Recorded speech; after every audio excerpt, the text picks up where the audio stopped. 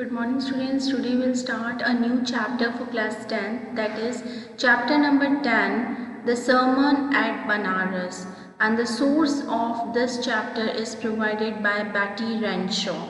Okay, so first of all, what is sermon? Sermon at Banaras. So what is sermon? Sermon का मतलब होता है प्रवचन देना. ठीक है, तो बनारस में जो प्रवचन दिए गए उसके बारे में यहाँ पर बताया गया है. Okay, now let's start the chapter कि एक्चुअली चैप्टर किस बारे में है वो हम स्टार्ट करते हैं. Gautam Buddha 563 BC to 483 BC began life as a prince named Siddharth Gautam in northern India. So ये गौतम बुद्ध की स्टोरी है, उनसे लाइफ से रिलेटेड कुछ उनकी बातें बताई गई हैं. सो गौतम बुद्ध जो हैं उनका जो लाइफ एरा था वो 563 BC से लेकर 483 BC तक था. BC मीन्स बिफोर क्राइस्ट, यानी क्राइस्ट के जन्म के पहले की बात है. ओके, और उन्हें प्रिंस थे, वो ऑब्वियसली राजकुमार थे, और उन राजकुमार, जब वो राजकुमार थे उनका नाम क्या था? सिद्धार्थ गौतम उनका नाम था, और ये नदर्न इंडिया में किंग के बेटे थे. At 12, he was sent away for schooling in the Hindu sacred scriptures, and 4 years later he returned home to marry a princess. तो जब उनकी उम्र 12 साल की थी तब उन्हें पढ़ाई के लिए भेजा गया.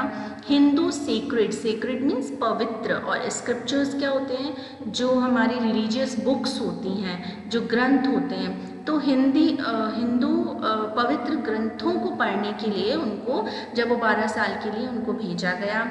4 साल बाद वापस वो अपने घर आए और उनकी शादी एक प्रिंसेस से कर दी गई. They had a son and lived for 10 years as befitted royalty. So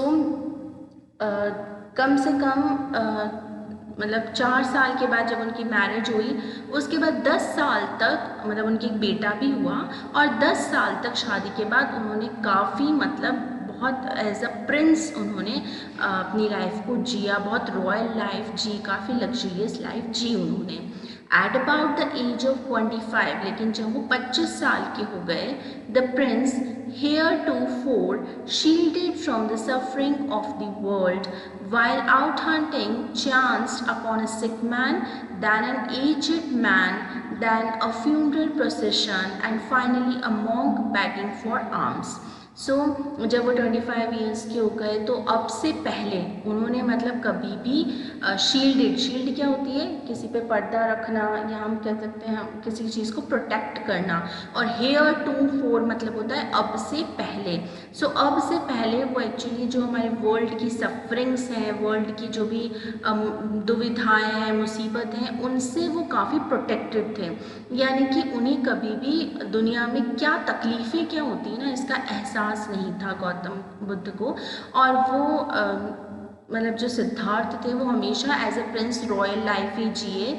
उन्होंने कभी भी दुनिया की तकलीफ़ों को नहीं देखा, क्योंकि इससे एक स्टोरी रिलेटेड है कि जब उनके फादर, जब सिद्धार्थ का जन्म होने वाला था, तो एक ऐसी भविष्यवाणी की गई थी और उनके फादर को ये बताया गया था कि अगर सिद्धार्थ जो है वो, मतलब ऑब्वियसली एस्ट्रोलॉजर्स जो होते हैं कुछ ना कुछ प्रेडिक्शंस करते हैं, तो उन्होंने बताया कि सिद्धार्थ अगर इस दुनिया की मुसीबतों को देख लेगा कि दुनिया में क्या क्या सफरिंग्स हैं, क्या क्या मतलब पेन है, तो वो क्या करेगा?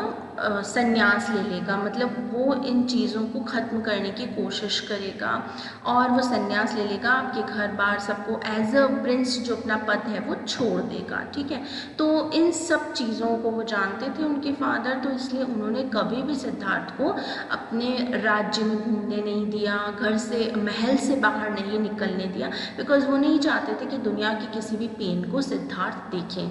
लेकिन जब वो 25 ईयर्स के हुए तब उनको ये पता चला, क्योंकि एक बार वो ऐसे ही घूमने के लिए यात्रा पे निकले, और वहाँ पर उन्होंने देखा कि एक सिक मैन, यानी कि एक बीमार आदमी देखा. फिर एक बूढ़ा आदमी देखा, उसके बाद एक शव यात्रा देखी, फ्यूनरल प्रोसेशन मीन्स एक शव यात्रा देखी, और एक मॉन्क को एक देखा कि वो किस तरह से भीख मांग रहा है। आर्म्स मतलब भिक्षा मांगना, बैगिंग और आर्म्स में फ़र्क होता है।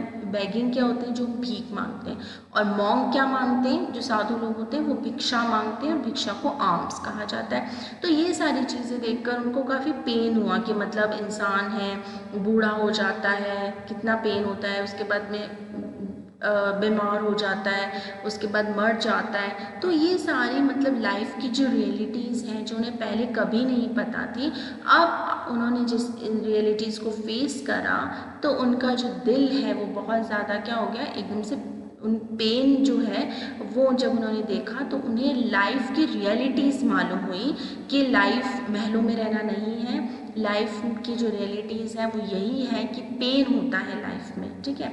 These sights so moved him that he at once went out into the world to seek enlightenment concerning the sorrows he had witnessed. So और जो उन्होंने ये देखा उससे उन्होंने तय किया कि वो एक ऐसे वर्ल्ड को छोड़ देंगे और क्या करेंगे, स्पिरिचुअल नॉलेज, एनलाइटमेंट मतलब कि जो आखिरी शिक्षा है, यानी कि अपनी आत्मज्ञान जो है कि एक्चुअली रियलिटी क्या है कि एक इंसान बॉर्न होता है, बड़ा होता है, बूढ़ा होता है, मर जाता है, ठीक है। तो वो एक स्पिरिचुअल नॉलेज लेना चाहते थे, आत्मज्ञान चाहते थे, एक ऐसा ज्ञान जिसे हम केवल्य ज्ञान कहते हैं, यानी कि एंड ऑफ द नॉलेज, यानी उसके आगे कोई नॉलेज नहीं होती, अपने अंदरूनी आत्मा का ज्ञान कर लेना। तो उन्होंने ये सोचा कि मैं जितने भी दुख जो है ना दुनिया में, जितने भी सॉरोज़ हैं जो मैंने देखी हैं, मुझे वो नहीं भोगनी है, इसलिए मैं ऐसा एक स्पिरिचुअल नॉलेज लूँगा, मतलब कि दुनिया की अपने बारे में, अपनी आत्मा का ज्ञान लूँगा और मोक्ष प्राप्त करके भगवान में ही तल्लीन हो जाऊँगा या भगवान के ही अंदर समा जाऊँगा। यानी मुझे ये बार बार जो लाइफ साइकिल है, ये जो चक्र है हमारे जीवन का, वो नहीं चाहिए, इतना पेन है हमारी लाइफ में, वो सब हमें नहीं चाहिए। ही वैंडर्ड फॉर 7 years, 7 साल तक वो वैंडर्ड मतलब क्या होता है, इधर उधर भटकते रहे। And finally set down under a people tree, और फाइनली 7 साल बाद उन्होंने एक पीपल ट्री के नीचे बैठ गए। वेयर ही वोड टू स्टे, वोड मतलब क्या होता है, शपथ लेना, तो वहाँ उन्होंने शपथ ली अनटिल एनलाइटमेंट कम, जब तक मुझे एक स्पिरिचुअल नॉलेज, आत्मज्ञान नहीं मिलता, केवल्य ज्ञान नहीं मिलता, तब तक मैं इस पीपल के जो पेड़ है उसके नीचे ही बैठा रहूँगा। Okay, so this is it, and will discuss the remaining part of the chapter in the next video. Till then, happy learning.